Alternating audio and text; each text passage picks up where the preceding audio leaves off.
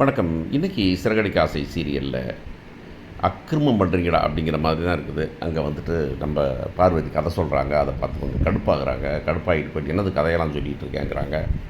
அவங்களோட வாழ்க்கையை இந்த அம்மா எப்படி தலையிட முடியும் அப்படின்னு தெரில. அது ஏன் தலையிட விட்டுட்டே இருக்கிறாங்க அப்படிங்கிறது நமக்கு புரியலை. நம்ம பார்வதியும் அதிகாரம் பண்ணுது இந்த அம்மா.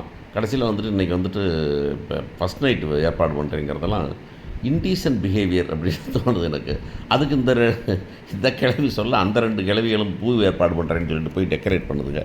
இதை பார்த்துட்டு அங்கே வீட்டில் எல்லாம் கமெண்ட் அடிச்சுட்டு இருக்காங்க. என்னடா பண்ணுறாங்கன்னா, எல்லாம் வந்துட்டு இப்படி தான் பணத்துக்காக இந்த அம்மா பண்ணுது. பணம் இல்லைன்னு அனுப்பி விடுச்சு, பணம் வருதுன்னு பண்ணுது அப்படின்னு சொல்கிறாங்க. கடைசியில் கேலி பண்ணுறான் முத்து கூட சொல்லலாம். மனோஜ் எப்படி ஆக்ட் பண்ணுவான் அப்படிங்கிறதெல்லாம் சொல்லி காமிக்கிறது ரொம்ப நல்லா இருக்குது. உன்னை மாதிரி உண்டாமா அப்படின்னு பண்ணுவான் அப்படின்னு சொல்லிட்டு பெட்டு கட்டுறதெல்லாம் ரொம்ப நல்லாவே இருக்குது. அப்புறமா வந்துட்டு முத்து அவங்கள்ட்ட இது பண்ணுறான்.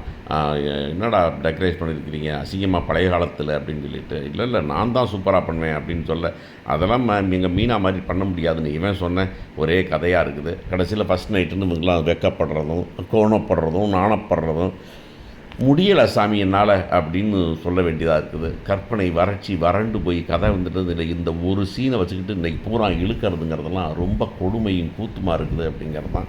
என்ன பண்ணுறது அப்படிங்கிற மாதிரி இந்த பிக் பாஸ் முடிகிற வரைக்கும் தலைவிதியேன்னு தான் கதைகளை பார்க்கணும் போல இருக்குது. எல்லாமே வந்துட்டு எல்லாம் ஃபில்லர்ஸ் தான் வந்துட்டு இந்த பிக் பாஸ் முடிகிற வரைக்கும் ஓடிக்கிட்டே இருக்கும். இதையும் நம்மளும் பார்த்து தொலையணுங்கிறது தான் வேலை. பார்ப்போம்.